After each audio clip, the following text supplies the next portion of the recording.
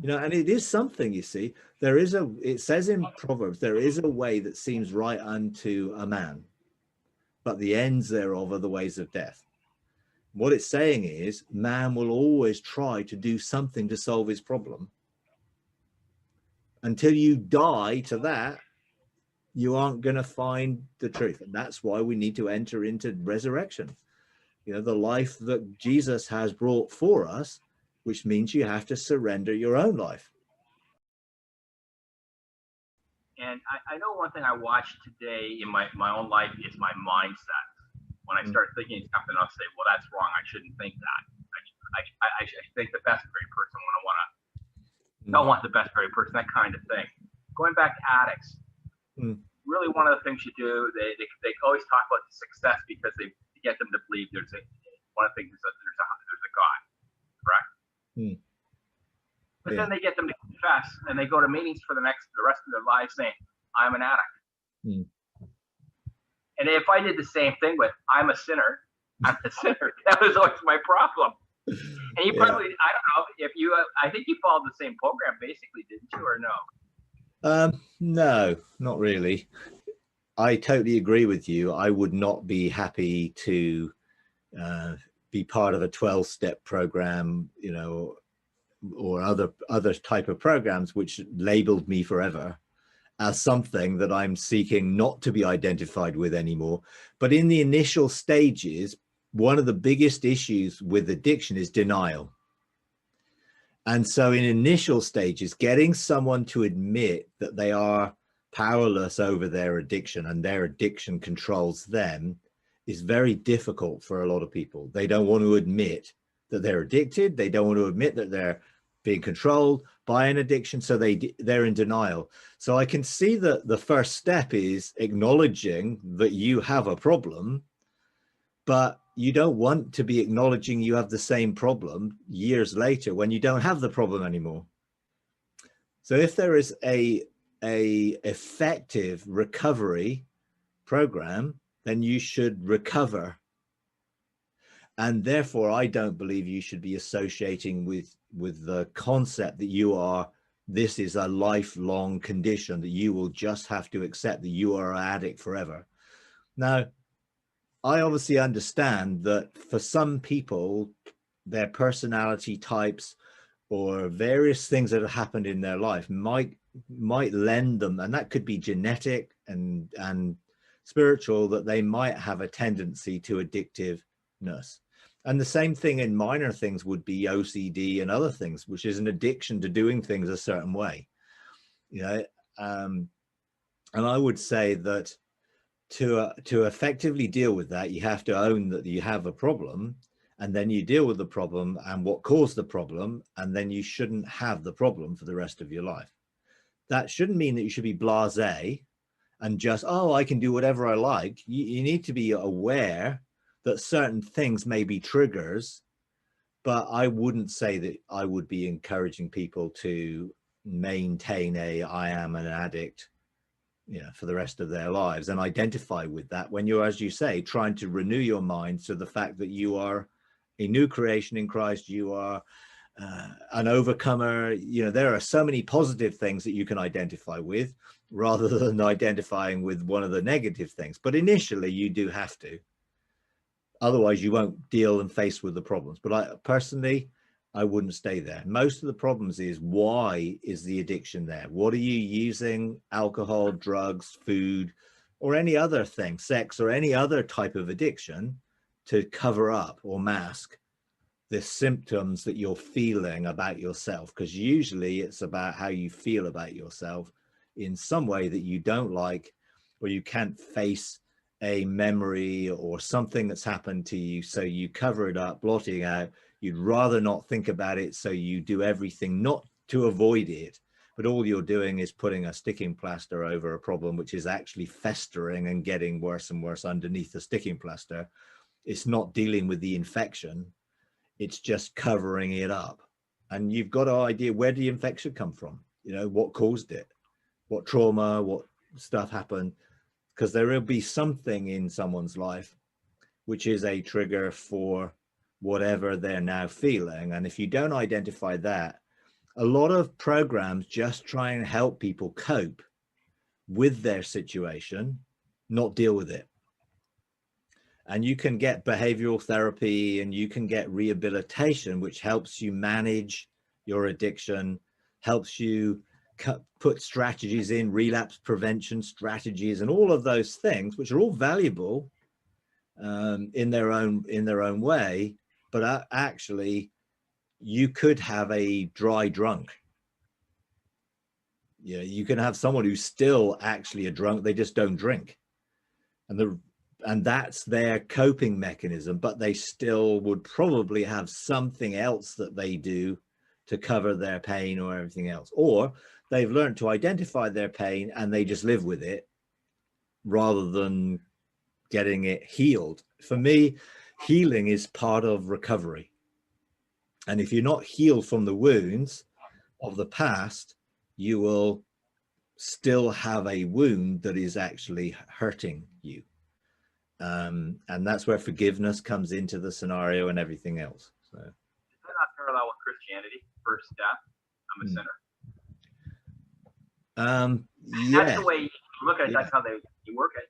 It is, but they're using sin as behavior, as I am this bad person because of my behavior. So a sinner is a bad person who has sinful behavior, and therefore their behavior needs to be modified by Christianity. In reality, if you see sin as a lost identity, then rediscovering your true identity will enable you to live different without the behavioral thing of standards of behavior attached to whatever tradition you're involved with. And certain traditions would have very different standards. If you happen to be brought up in a Methodist tradition, drinking or smoking would have been a no-no, because that behavior was associated with the sinful world. If you are brought up in a different tradition, alcohol might not be an issue whatsoever. So I think in the Christian sense, identifying, the world, getting people to identify that they're sinners is a very negative thing, because that then will be associated with the consequence of you being that type of person. You're going to end up being punished forever. That's why it's focusing on negative behavior, which has a consequence if you don't follow Jesus, rather than discovering your actual identity that you've lost sight of, so you can become the person that God always wanted you to become, which is a very more positive framework, not a negative one. It's always focusing on the positive, becoming who you are, not trying not to be who you used to be. Or for most people, they still see themselves as sinners saved by grace. So they're trying to not be that person all through their Christian lives, and they're struggling with their behavior because the whole focus is on don't do that. That is not like a Christian. That's not godly behavior. And it's all about works, effectively trying not to be this bad person, rather than realizing that you are a good person. God created you and made you good, not bad. So I think the framework of what we do in our renewing our minds needs to be, to me, be based on the positive rather than the negative. If you keep focusing on the problem just gets bigger and bigger, and you get more consumed by trying to not outwork that, stop doing that behavior, stop doing that thing, rather than embracing a new perspective of who you are and finding a whole new world of amazing adventures and things you can be involved in, which don't even give you the desire to do any of that negative stuff, because you've seen so much good stuff that's replaced it. You don't need it anymore. There's no need to do something which is part of your old identity when you've discovered your new identity, because your new identity doesn't have any of that stuff attached to it. So I think when we see from a Christian perspective, sin has been the big issue that you're trying to get people to admit. And the 4 spiritual laws, what does it start with? Admit you're a sinner. Admit it, own up to it. And if you do, oh yeah, I'm a sinner. What do you need? Well, I need salvation then from my sin. I don't need salvation from my sin.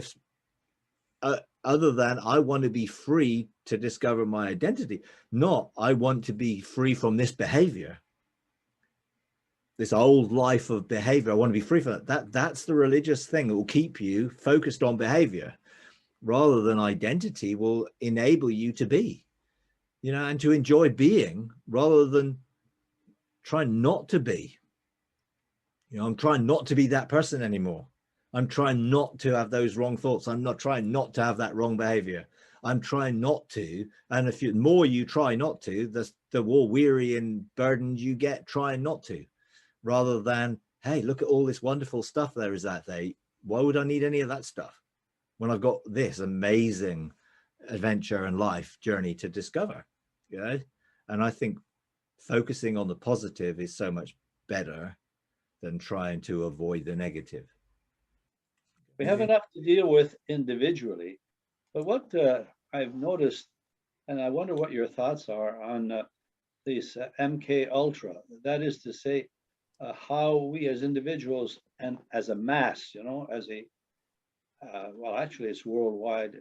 The influence that comes from the outside that seems to be targeting our minds, our behavior, if you wish, but we seem to be under an attack continually, if it isn't one thing or another, to robotize us, to bring us, to corral us, to bring us to a place where we're a bunch of lemmings running around doing what we're led to do. How do we deal with this? I mean, it's massive. You see it out there. People just behaving as it's like a hive mind or whatever. I don't know how you explain it. Well, I think we should have a hive mind, but that mind is being joined as the mind of Christ. And therefore that mind would be a very positive way of all relating to God and each other and creation in a way which is very collaborative and very much in oneness of heart and mind and purpose. I think that's the goal. Obviously there's counterfeits. So the counterfeit will deceive people into various conformations. You know, when Paul said, do not be conformed to this world, he was really meaning the religious and political world. So do not be conformed to Judaism, do not be conformed to Romanism. That's really what he was trying to say in context, but be transformed by the renewing of your mind. So don't be pressed into any shape that someone else is trying to press you into. And I totally agree that culture and societal norms, depending on where you live and what the culture is you have been brought up in, will try and conform you to those norms. And some of those norms are not bad necessarily, no pun intended, norm. But you know what I mean? Some of those things aren't actually bad, but they're still confirmation to a behavioral system that a society has adopted. And in the West, we would say our society, our law, if you like, is based on the Judeo-Christian tradition, whatever that is. You know, and that I don't believe that exists in reality. I think that's a handy tag to put on something to fit everyone into and keep everyone thinking that they're part of this because it comes back a long time. And in reality, none of that is actually true. And what's behind all of those systems are really designed to conform us and make us, as you say, lemmings, or just be controlled by bigger forces that are seeking to outwork an agenda through the political, the societal, the cultural, the ideologies and the isms, and trying to control us and keep us from our identity and our full sonship, because then all of those things will get exposed and we wouldn't be fooled into those societal norms, you know. And ultimately we could actually base everything on the thing that Jesus said, which was love. Love one another as I've loved you. And if everyone was actually doing that, then the world would be totally transformed. But we're not doing that. We're trying to fit into various ideas of what it is. And if you were brought up in Russia, you would have a very different life than being brought up in Canada. If you're brought up in China, you'd have a very different life than being brought up in Canada.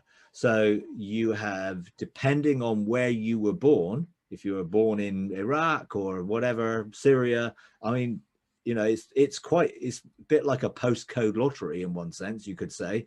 You know, if you're born in one country, you're going to have a much better way of life than you're brought up in other countries, you know. And I think that's just part of a big overall system, which is a control system to keep us following the pathway of the tree of the knowledge of good and evil and away from the tree of life, because that keeps us deceived into works-based humanism. And that humanism can be outworked through religion, it can be outworked through politics, it can be outworked through anything, but essentially it's what we can do in our own strength, you know, even if that's performing to please God, it's still done in our own strength, and it's done through the tree of the knowledge of good and evil. And that agenda is all about keeping us deceived into following an agenda that we think is our own when actually it's someone else's. And that's what most people live in all the time, and not aware of it. And I think it's great to be aware that we are being pressured, but not just from the things that are obvious, but mostly from the things that aren't. And the things we just accept as totally normal, and actually they're not normal from God's perspective. So if you're not going to be conformed to something in a negative, then you need, again, to know who you are that frees you from that conformity. Yeah.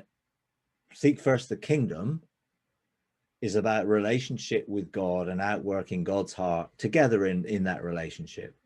And that is not a thing that you have to do or else.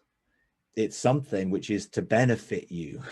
God says, seek first my kingdom, because if you seek first my kingdom, then see all this amazing stuff that I've got for you, rather than trying to work this all out in your own strength, doing this your own way, which will get you weary, burdened, worn out, burnt out, and eventually dead, you know. And that's ultimately the goal. The enemy wants to rob, kill, and destroy, you know. So I would say we need to know God more intimately, to know ourselves more intimately, not to be subject to those deceptions, because they are huge deceptions, you know, that most people live in all of the time without realizing that they've been deceived, you know. So we've got to expose those deceptions by not coming into agreement with them, and then hopefully being a light that other people could see what it's like to live in freedom and not be subject to those same deceptions. But it is a system which is, you know, infiltrated the whole. You know, Jesus warned against the infiltration of the political and religious spirit, and all of the tree of the knowledge of good and evil system is completely based on a religious and political spirit. You know, that's how it functions. And most people are totally unaware of it and just live life plugged into the matrix, effectively, of deception. And when you get unplugged from the matrix of the deception, it's like is a whole different world.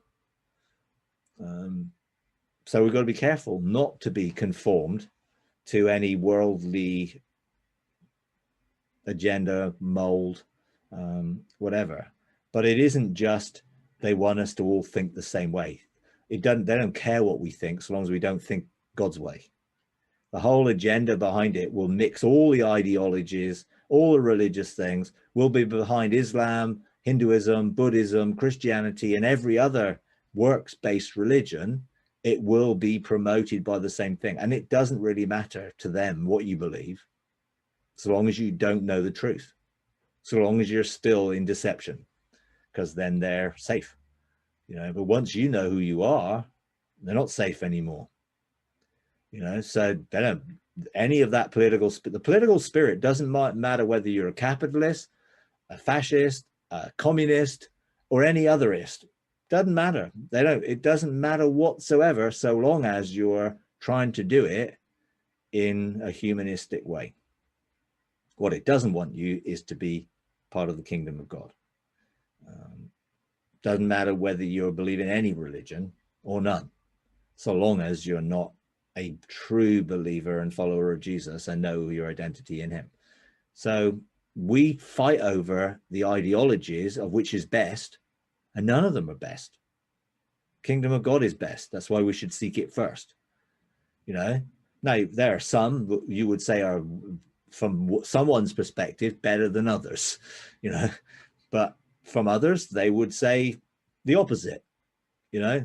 So really, we shouldn't really be looking at any of the different options that are out there on the menu of religious and political spirit stuff. We should be seeking a different menu, you know.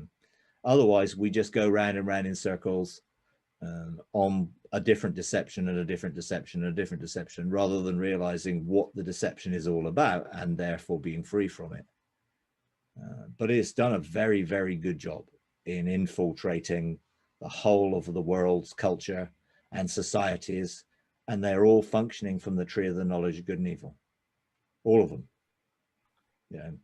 So as we look at history, Mike, and we know the application of love as a community, we've had a very difficult time doing that and bringing it together. And it looks like, what other alternative is there except tribalism?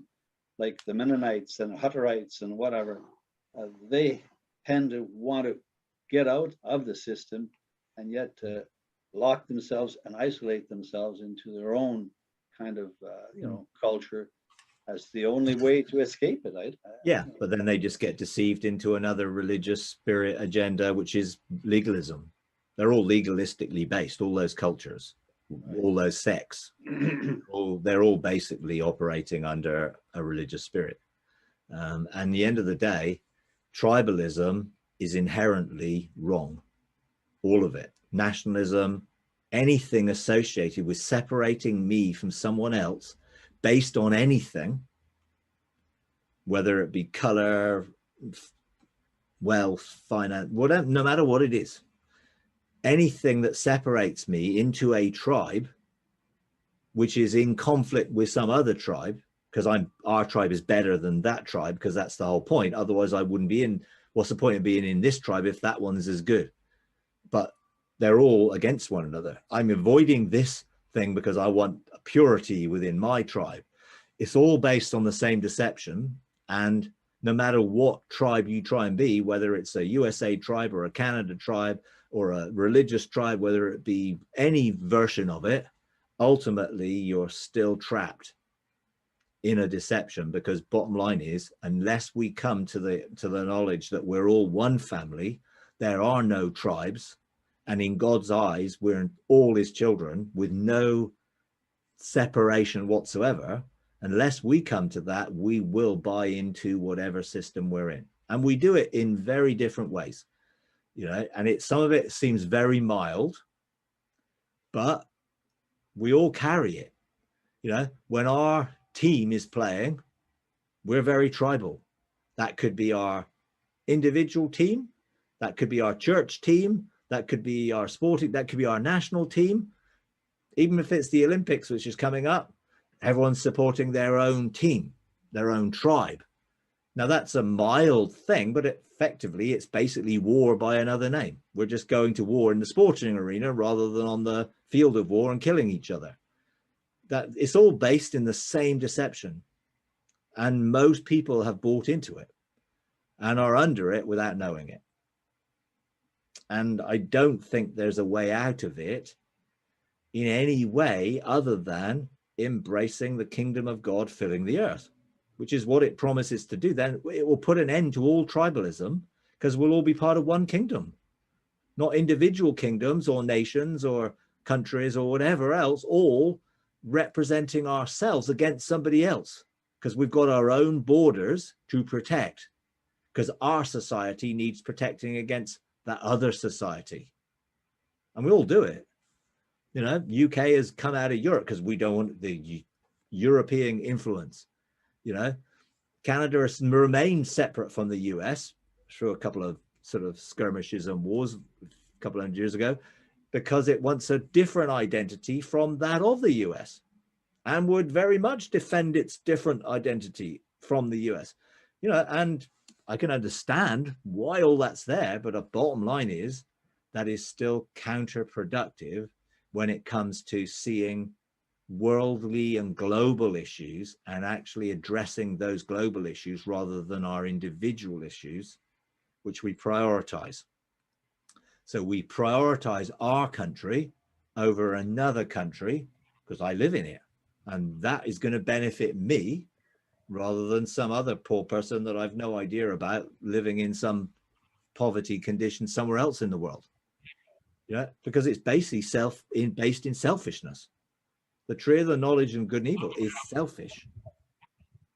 It thrives on selfishness, and all nationalism and everything else is essentially selfish because it puts our nation above the rest of the world. Now, I know you could say, well, it's all very idealistic. It is. But bottom line is, unless you have idealism, then you're going to carry on perpetuating the same thing. You know, and it might be utopian in its way of looking at things, but that's what the kingdom of God is. That was what the garden was. It was paradise. I want to see paradise restored and beyond. I don't want to live in a world which is controlled by an agenda which is totally selfish. And it is, you know. That's why it was begun with, I will ascend. I will be like God. And effectively, mankind has been saying, I will be like God. I am God.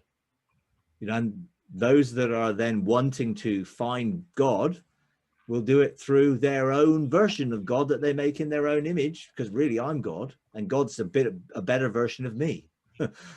That's how all these religions sort of form, you know, and people see that, unfortunately, and still get stuck in it. Like you started with, Norm, with, you know, if everyone acted with in love, things would be different. Are you referring there to self-love? Yeah, absolutely. It's love. It's loving each other as we. It's not selfish. It is being loved and therefore loving. So you've got unconditionally loving me, and therefore I love others as I've been loved. So if I'm unlovable in my mind, then it will be very difficult to receive what God wants me to receive from him in a relationship. So in a sense, I have to see myself the way he sees me. Now, I'm not talking about selfish self-love as that's above everyone else. It isn't. It's actually all equally valuable to God and each other. So if I don't value myself, I'm not going to value anybody else. But I'm not going to value myself over somebody else, because that is selfish.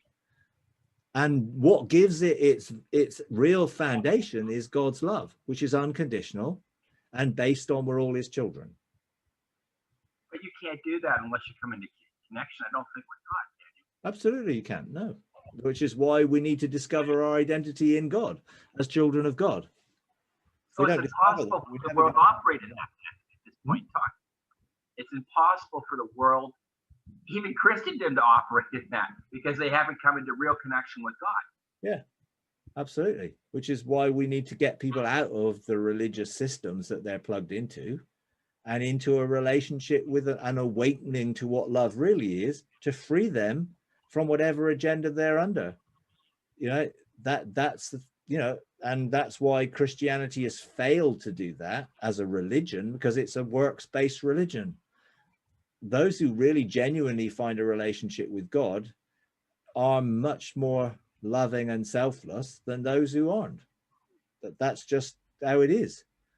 Now, that doesn't mean anyone's perfect, but ultimately, the more we receive love, and that love being unconditional, and we're free from all of the dead works that we are in, and we're free to know that we're loved totally freely by God, then freely we've received, freely we will be able to give. I don't believe anybody can love without being loved by God. So really, when you start, I could be mistaken here. When you start to respond to Norman, really what it was everyone needs to come first into connection with God to know what love is, and then flow in that love. It's not to actually be loving, because we're not loving apart from God. Absolutely. We need to be loved, otherwise we can't love. So Yeah, love otherwise doesn't it's solve just a the word. problem in the way we think of love. Yeah, because We it's a have to be word connected which with has got God so many and meanings. loving. Yeah, the word love has got so many meanings in English and in Greek and in other languages, but which one do we mean when we say love? I'm really talking about God as love, the very character, nature, essence of God as love, experienced to fully realize who he made us to be. And then you know you're fully loved, and then freely we give what we freely receive. Most people are trying to love God and love their neighbor as their self as a work, because the Bible says so, rather than being inspired and empowered by being loved unconditionally, so that you are then loving unconditionally because you know what it is to be loved unconditionally. Most Christians don't know what it is to be loved unconditionally because the religious system has trapped them into performance. And therefore, God loves me when I'm good. He doesn't love me when I'm bad. So when I'm bad, I better repent hard enough so he'll then forgive me, so then I can back in his good books again. So it's all a complete cycle of getting it wrong, feeling guilty, trying to make amends or whatever you do to actually be accepted by God again, and then going through the same cycle all over again, rather than coming into an experiential knowledge of unconditional love, which then will empower us and motivate us to be able to express that towards others, which is, I'm not saying is easy. If it was easy, it would have been, we'd all done it, I guess. But we need relationship to know unconditional love. And it's so hard because it's defined so differently through religion. But the problem is there's no one, at least the church, that's even be able to, as I see it today, being able to even demonstrate and live with that. Yeah. Like when I see the moves they're talking about the earth in the U.S. that they're talking about repentance because you're a sinner today, Yeah, and doing the same thing, but there's actually no one that I'm aware of. And you're right, give. It's always give because we got to do good stuff. But there's no one. And when we think of, if we're all loving, I think of the Beatles. All you need is love, but that doesn't work. and right, that's what it was back then. Yeah, when I was growing up. Yeah. And Because so basically means what they're really saying is all you need is sex. That's what I really were saying in the 60s. You know, free love. Oh, but they had a flower. Yeah. But the fact is, even with what you're talking about, there's not really anyone that's even been able to, that I'm aware of, at least in my country, that's demonstrating that in church or anything else. Because there's no one that's even experiencing that. They come into connection with God, but they never get into the actual flow of love in God. Yeah. But I realize, I believe, yeah, but I believe there's an awakening coming to awaken people to that reality and that truth, to expose all of the meaninglessness of what there is, so that people will seek what there truly is, which is God who is wanting to reveal himself. And we have to be free from the systems which keep us from that. All those religious systems keep us from love because they keep us in performance. You know, and that's what they do, no matter what they are. I'm not saying they're all bad. I'm just saying, bottom line is they're all sourced from the same tree, you know, and it's not a good tree. Therefore, we are in a difficult scenario in that we have been conditioned to believe that all these things are good when actually they aren't. And therefore we have to really come to a realization that there isn't good for most people to begin. Now, a lot of people have already done it. You know, they've already left the religious stuff. They're already seeking a spirituality, which is very different because they're realizing this isn't it. But they've not found yet what it truly is. But some of them got a better idea of what love is than Christians do, in its purest sense. I'm not saying that what they do is any better, but they do have a sense where their experience is drawing them to something outside of the religious systems and looking for something which they've not discovered yet, but I think God is drawing them to himself. free from those systems, but they need to get free from any other system they've attached themselves to as well. But I think there's more hope for those outside of religious systems than there is for those inside religious systems if they keep being deceived by the system. So something's got to shake the system to shake people's trust in it so that they can then pursue the only thing that we should be trusting in, which is God. Full stop. So limited right now with what we can really do, most of us based on our relationship with God. We can't change the world. No, we can. So if we wanted to, we can anyway. Well, what we can do is be changed so we are transformed. Then as more and more people are transformed, the light that they are radiating begins to increase in its brightness and will begin to draw more and more people towards the same transformation in relationship with God. It's always been I'm only responsible for myself initially. I can't change anybody else, or I can't make someone behave the way I want them to. I'm responsible for me, and I can be me. And if I'm me, the God created me to be, then others should be able to in some way experience that. And whether that be by frequency or whether that be by personal encounter, whatever, Now, ultimately, everyone's on their own journey in this. And for some will struggle when people find freedom and love and security in God, because they will, in a sense, be threatened by that. Some people are threatened when other people are free. They don't like other people to be free because that threatens, well, why not? Why am I free then? If they can be free, I mean, that's why addicts don't like people who get free, because it just shows them that it's possible and now they're responsible. So addicts love other addicts to fail. They do. It's just because it makes them feel better about themselves failing. They don't want anyone to succeed.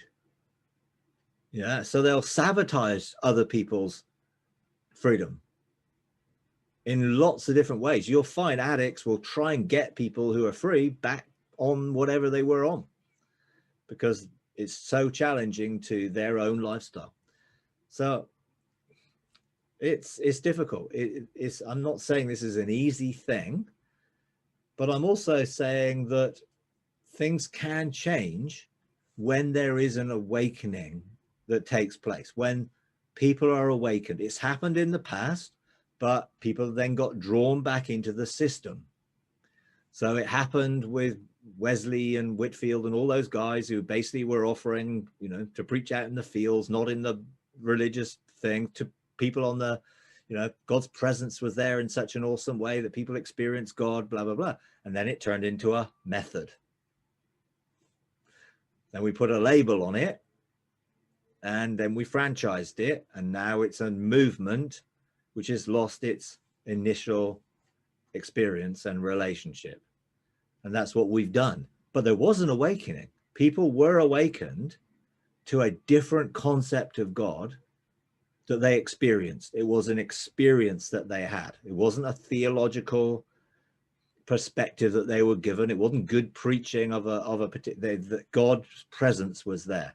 And I think that's what we need to see, God's presence in us, so that people can experience God's presence in us, because we want people to engage with God, not us. I don't want people trying to follow me. I want people trying to engage God, any aspect that they can experience God in me. And there are some where that's good in me and some where I'm not so good in some areas. And other people would look and say, well, that's not very godly. Well, stop looking at me and look at God, because I'm only going to disappoint you. No matter how, good I might be, I'm not God. And therefore I'm going to let you down and disappoint you if you're looking at me as your Think, when you look at God, his loving kindness will never let you down. He's faithful and patient and good and kind, you know, and loving, and yeah, all these amazing characteristics are found in God. So what we've got to do is help people find God. What we've done is help people find our group or become disciples of us or our stream or whatever else, rather than God. So I think people will find God and won't be part of organized religion. That's what will happen. I think there will be an awakening to love, which begins to outwork in the world, not through religion in an organized way. That doesn't mean without relationship, but without the names and the structures and the need for conformity to another set of ideals or ideology within this system or that system. I think it's going to be a much more grassroots expression of God's love to neighbors. You know, it was a, you know, that's why he said, love your neighbors as yourself. It was about relationship with people around you. Well, what have we done? Well, let's get them to come to church. You know, then they can find out they're sinners and then they'll get saved. You know, and it goes back to the same old, same old. We're judging their behavior and trying to get them to change so they'll fit in with this group I'm trying to get them to join, rather than trying to help them connect to God and let God deal with them. Then he'll disciple them. He'll help them. And if I'm in relationship with any, then I can be there as a reference point to help keep pointing them back to God, which is why I do, you know, ask God, you know, seek what God's saying, you know, go back to the Father.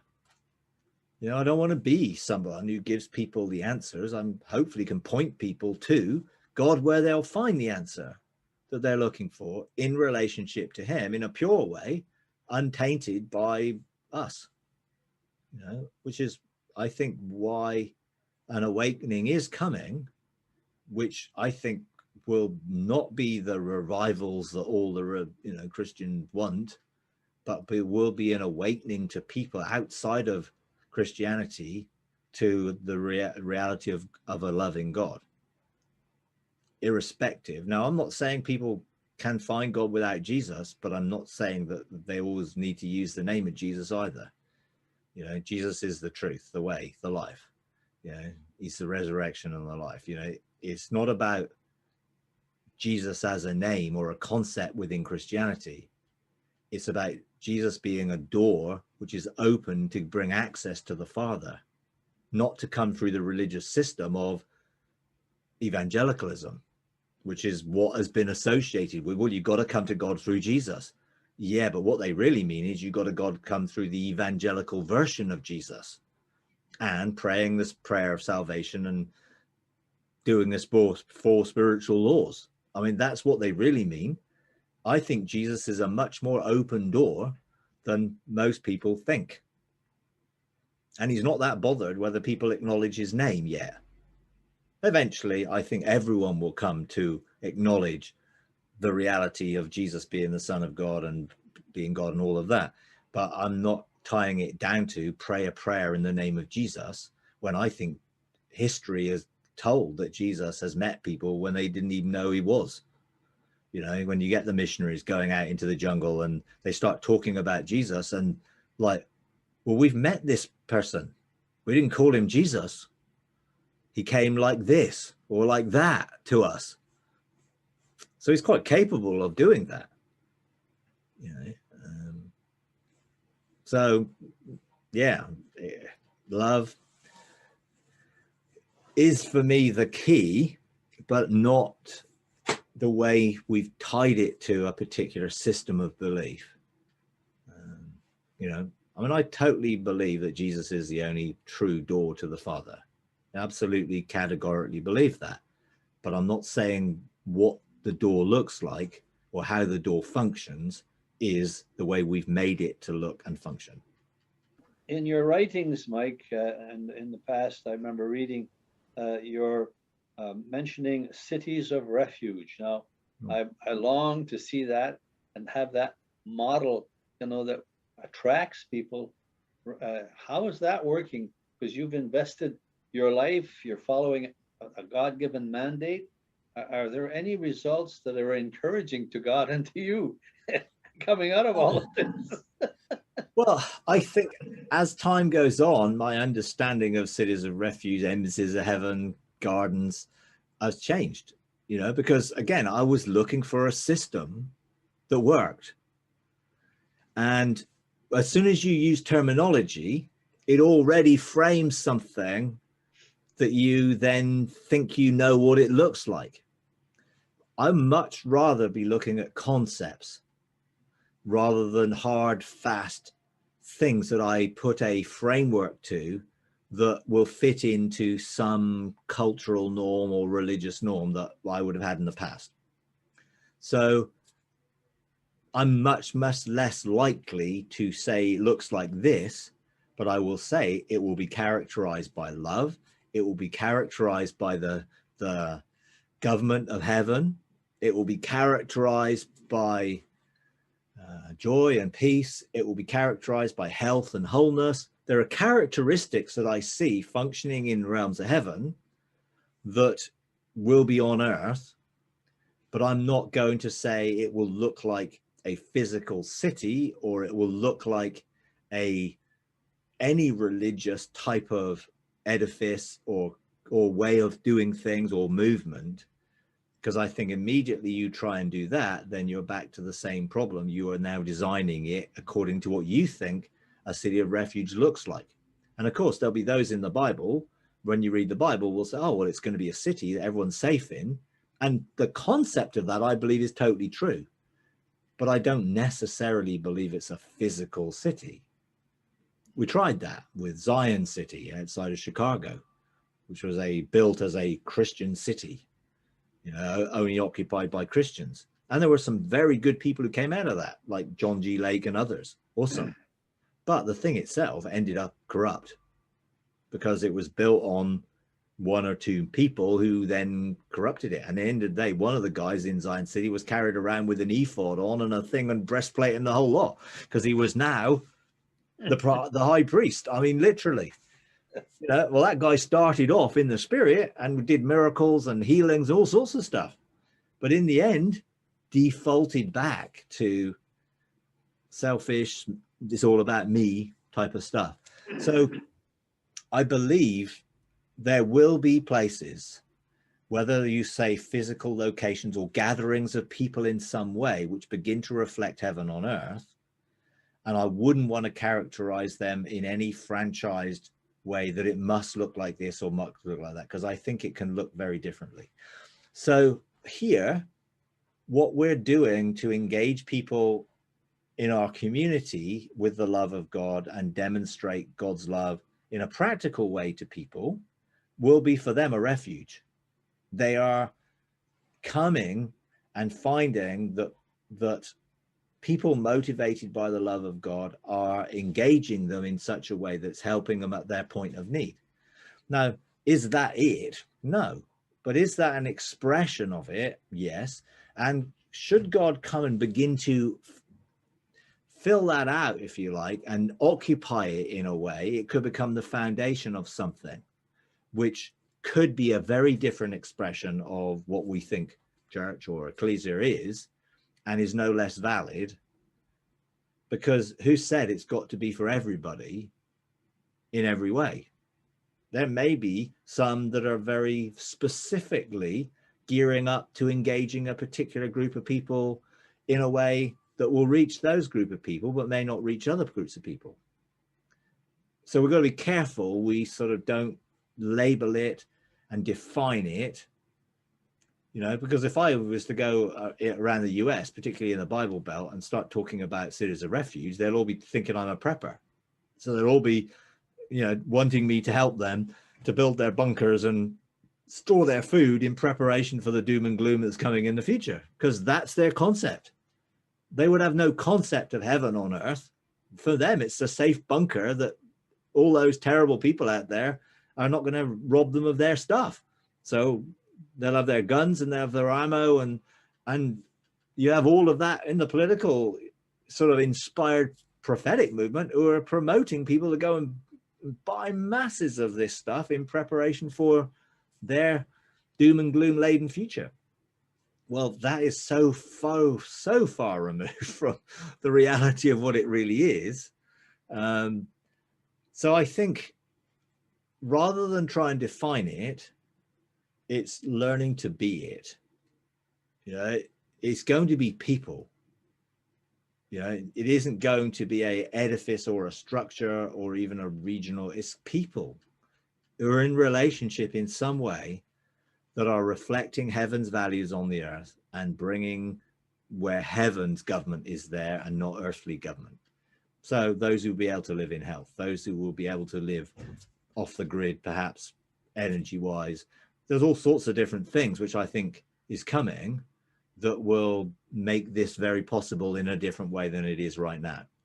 Because at the moment, there are still too many constraints on what we can do because we're still living mostly attached to a world system, whether it be financial or health or political or any other way.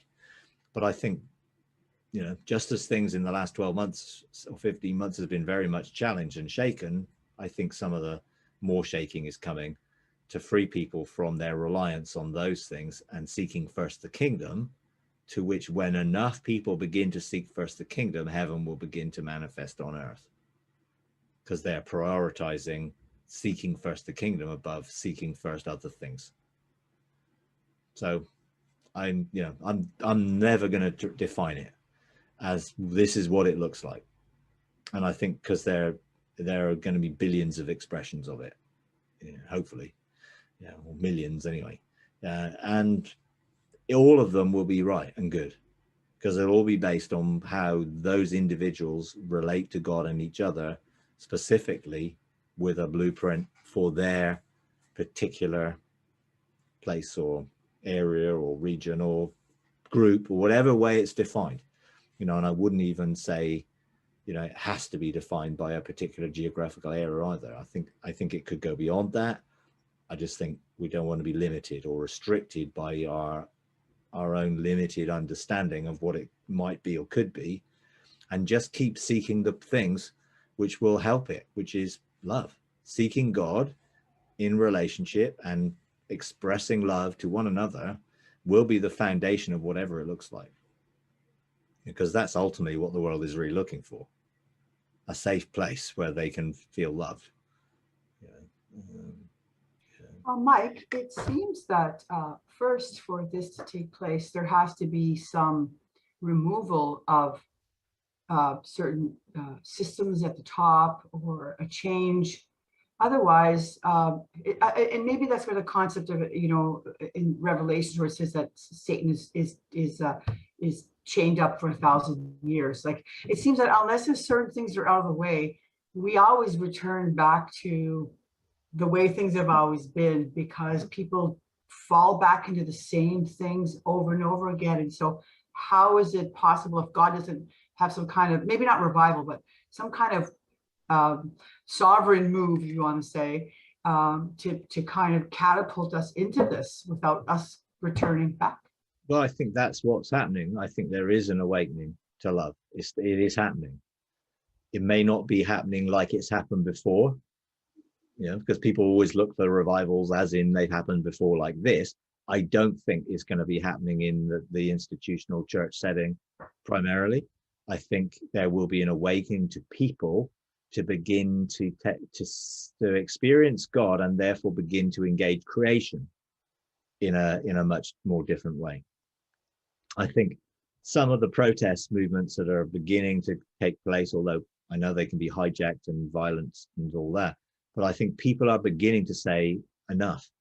I'm not putting up with this any longer, whether that be the way we're dealing with the planet or dealing with each other or abusing each other or other things. I do think God is behind those who are looking at the world and saying that we're not going to put up with this any longer. We have to see change.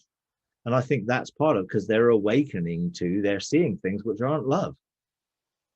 It's the opposite of love, you know. So that is beginning, I think, to stir people's spiritual consciousness to be aware of things that they're not aware of. And that can again look very different in different settings and in different ways. But I do believe that it will become global, and I do believe that will enable people to experience God, and therefore then things will change. When you have genuinely encountered God face to face, you don't go back to the norm you were living before. You just don't. It's like, if it's genuine, and in a genuine encounter with the truth and with the light and with love, you're not going to go back to the way it was before. We're just not seeing enough genuine encounters face to face with God. We've seen people experience God in various ways, but then they get sucked back into the system that introduced them to God. But we've got to find that God will begin to introduce himself to people in a different way. And I do believe that will probably go hand in hand rather than one thing and then the next. I don't see, well, God is going to end all this stuff and then we'll be able to see him. I think as people become more aware of the true nature of God, they will begin to see things aren't as they should be, and will begin to be part of the process of dismantling all that. Now, there could be some things which would give that a acceleration, a kickstart, and some shaking global things that shake people's trust in the things that they've been relying on. So they seek God. And for others, they may just have encounters with God because they're seeking something more than where they are, knowing there's got to be more. So again, it's difficult to define exactly how that happens, but I don't think it's just going to be, everything's as normal, then all of a sudden everything's changed to some event. I don't think it's just an event. There may be a series of things that happen, but I do believe ultimately it's grassroots. It's individuals who will encounter God, who will begin to be change agents for change. And so the more people truly experience freedom in that wonderful relationship with God face to face, the more they become an agent for change, and they will begin to live differently and function with their neighbors differently and all of that type of stuff. But we've all got different ways that we're called to express that. Some of the desert fathers who are 400 years and living in a cave, so, well, what good are they doing? I haven't got any neighbors, but they've got a mandate for something. I don't know what it is, but it's for something that God has, enabled them to and is working through. We're not all the same. Some people will outwork something in one way, other people will outwork in another, and we've got to give each other the grace to be ourselves, to be the person that God made us to be, and not try and conform us to what we think other people should look like or what other people should do. I need to be responsible for what I do. Now, some people might not like what I do. Well, that's okay. They're entitled to not like what I do. Hopefully they'll like what someone else does and find that inspiring. I'm not saying that I'm perfect in anything or whatever. And, and I'm quite different from other people in some ways, because God made me different. He made me unique. I'm not like other people in quite a lot of different things, and I'm wired a particular way to be able to focus and I could live in a cave as a hermit probably, because that is, I get everything from God, in the sense he meets my needs, spiritually and emotionally in lots of different ways, which may make it difficult for people to relate to me in that way. But I can't conform to someone else's mold. I do want to be the best me that God made me to be, but I can't be conformed to what someone else wants me to be. And therefore being free from the fear of man and fear of being formed into some mold that someone else wants you to be is part of knowing your identity. I can be me, and not be upset that people don't like that me. I mean, that's as long as God likes me, loves me. It's like, well, I know other people are not necessarily going to. you know.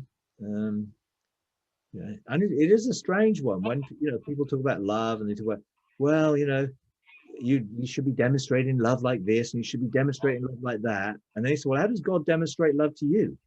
How many times has he turned up on your doorstep unannounced and just turned up? Very few times. When you think of it, does God make the most come to you all the time to initiate things? Well, he is at work in our lives, I agree.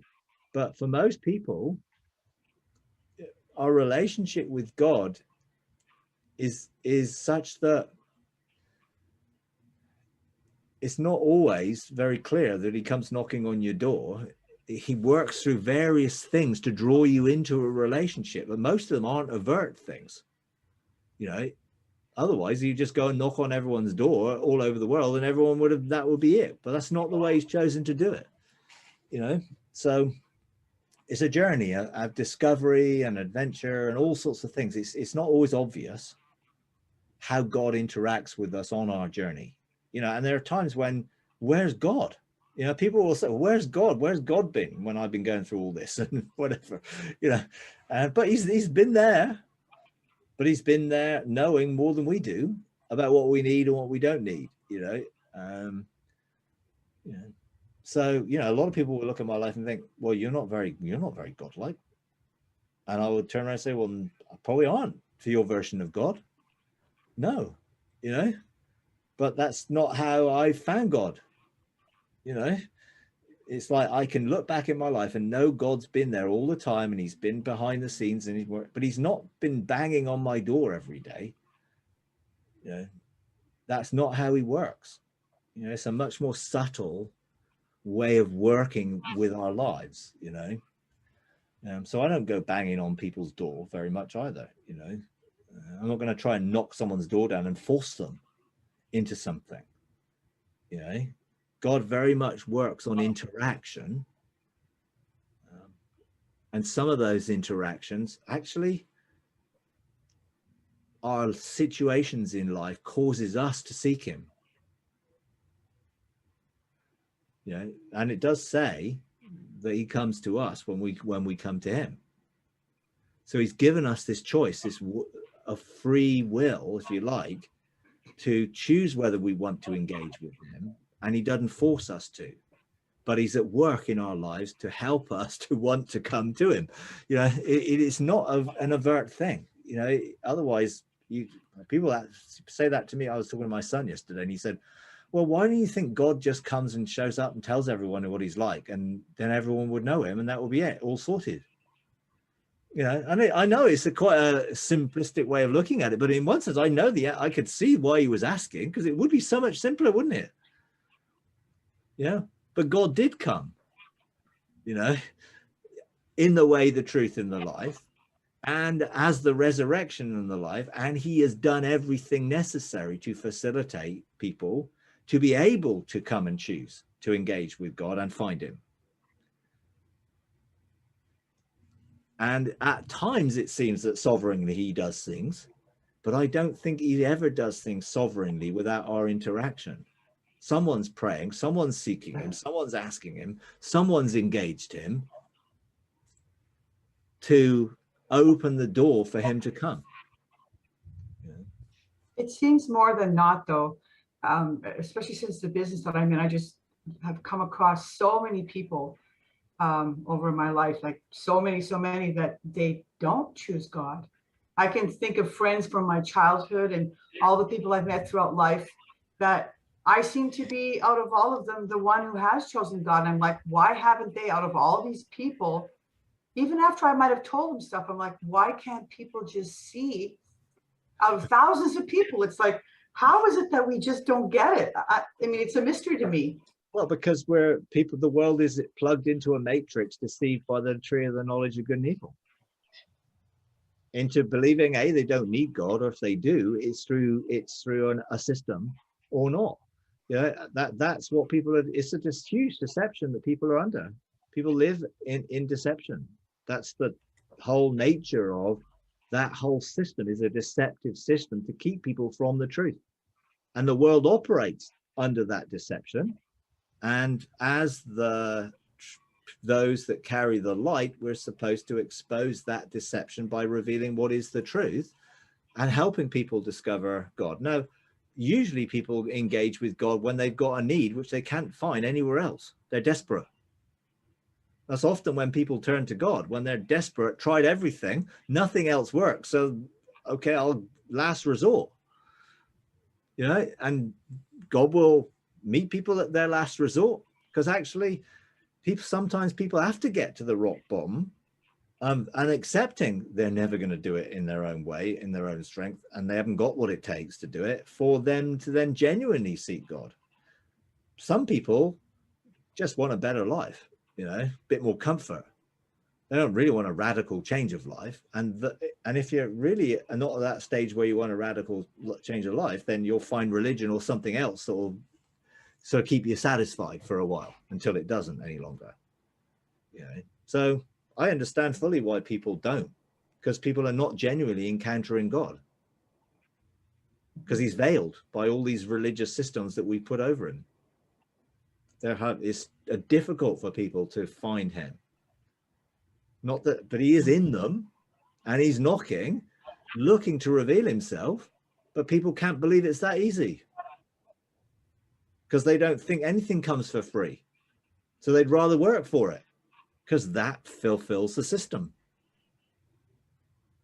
You know, and it is something, you see, it says in Proverbs, there is a way that seems right unto a man, but the ends thereof are the ways of death. What it's saying is, man will always try to do something to solve his problem. Until you die to that, you aren't going to find the truth. And that's why we need to enter into resurrection. You know, the life that Jesus has brought for us, which means you have to surrender your own life. There's no other way of doing it. You know, and no, I'm not saying you have to do it all in one go, because most people can't surrender it all in one go because they don't know what there is to surrender, but they surrender what they can, and then the more and more and more until everything's surrendered. You know, and that's a process, but they have to trust God to be able to do that. And you can't trust him unless you've met him and know him. You know, so you get this cycle. Okay, how do we help people know God? Help them encountering him and trust him to do the rest, and not get them plugged into some sort of religious system that's going to just put them back under the same thing that they've come out of, just now a Christian version of it. You know? So when you talk about an awakening, Mike, really what we're talking about is they become consciously aware. The conscious awareness that was before they didn't have, which is 100% spiritual, that only God can do. Yeah. I only became, I did not accept Christ when I was younger because I wasn't consciously aware that it was real and that it came. And that was 100% God. Yeah. And I think God is at work trying to reveal himself so that we will become aware of him. There's just lots of things which compete and try and obscure that reality which we live in, a world which is this way. Our own experiences, our own history, our background, our generation, our genetics. It's all sort of obscured the reality of who God is under a deception, which is about the tree. It's, you know, it all goes back to the tree of the knowledge of good and evil, which goes back to I will. You know, until we get to the point of I can't, I give up. It's difficult to get an awareness of God until you get an awareness of this isn't working. You know, there's got to be something more. There's got to be something more than what I've know or experienced. And I think that's what God is bringing people to an awareness of. And as soon as they get to that point, they do start looking, and God will help them find it. So he is at work in everybody. He loves everyone. He's already accepted and included everyone. It's just that truth has been obscured from people. And people are beginning to awaken to it is not in what I've tried to find it in so far. So I'm going to look outside of what I've tried to find it in so far. And God will be outside. Jesus was outside the city walls, you know, on a cross. You know, that wasn't what most people would have expected him. They would have expected him to be in a temple somewhere. Yeah. But he was outside the city walls. As a thing, you're not going to find this in what you think you're going to find me in, really. Anyway, so yeah, it's difficult, I know, because we're in the midst of something and we're not seeing what it will be like yet. So we're still in what it is like and looking at, well, how can it be different? And I want it to be different, and surely it's got to, you know, and so we're in that, you know, once you're awakened to something, you can't go back, you know. It's like I can never go back to where I was, you know, because I'm awakened. I have a consciousness of something I never knew could exist in a relationship with God and in everything else. There's no way I could go back, you know, which is why we need to help people discover genuinely who God really is and encounter him who he really is, and not through any of thing which is going to obscure him again, you know. I think most of the time we've got to get out of the way, not interfere. You know, just do whatever he shows us to do, but don't get in the way. Do you think that more and more people being born nowadays would have their scrolls tweaked to accept this new age? That's an interesting question.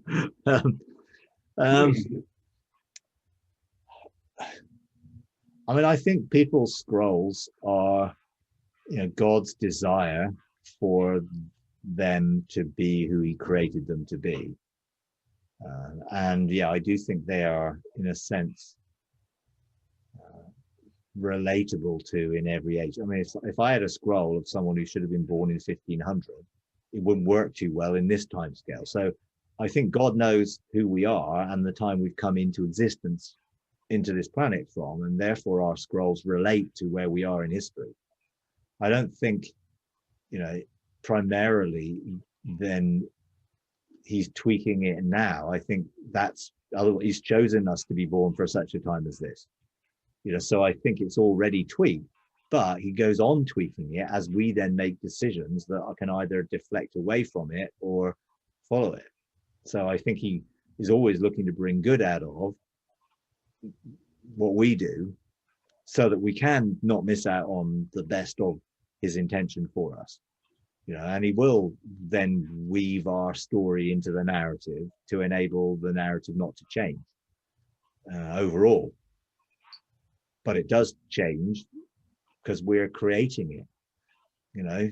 So our choices do have an effect on our lives and the world. You know, some people's choices don't seem to have much effect, but actually when you look at it from a quantum perspective, it does, you know. Yeah, we're all the timelines, if you think 7 billion people all making a choice every microsecond, you know, the combinations of choices that exist every microsecond are like astronomical, and it goes on like that. Only God is capable of actually managing that in such a way that the end result is going to be what he intended. But he doesn't micromanage it in making sure that otherwise it would be fate, and it would be everything is predestined in a Calvinistic way. There is no choice, which is what Islam and other religions believe. If it happened, it must have been what God wanted, otherwise it wouldn't have happened. Well, that sort of, you know, reverse sort of inverse logic, you know, just doesn't work with God, because he's not operating in the same way we do within time and space in the transcendence aspect of it, but he operates immanently with us within every moment of our lives, you know, and will do whatever he can within that to help us come into what is best, you know. So yeah, it's one of those difficult, you know, sort of questions, you know. Well, and some of it you just got to say, God, I'm just so glad I'm not you. I'm just going to trust you, you know, because, you know, as much as I've seen of how God works, I'm just so grateful that it's not my responsibility to have to sort all this out, you know. But God's quite capable, in the end to bring about his purposes, but through us and all of our sort of choices along the way, and still make it work. You know? But not making us do anything, because I don't think he forces anybody to do anything. You know? But he is at work continually to help people come to their own decision to make the right choice. And sometimes that can be with a carrot, if you like. Wow, this is going to be better over here. And sometimes it can be, well, as a consequence, it's not very good over here. I don't want to spend much time left over here anymore. You know, and people find they look for something else because they don't like where they are. You know, and God allows them to get to that point so that they can look for something else. You know, but he doesn't force people. You know, I don't believe God forces anyone to do anything, but I do believe ultimately love wins, and love will never give up until people eventually make the right choice, and move from there. Anyway, so. All right. Another Okay. way, Mike, Yep. Mike, is another way you're saying that is anyone really what they need to do individually is just really connect with God, spend lots of time with God. Don't worry about anything else, because then love, God will start flowing through them, and things will just start coming together in their own lives, who they are, what they're supposed to do. Yeah, ultimately, I put it together. Yeah. The more loved you are, the easier it is to be an expression of that in the world. So, you know, The more God you are, the more God-like you become. Yeah, absolutely, because you become that which you behold. You know, but it isn't someone else's version of God that you become.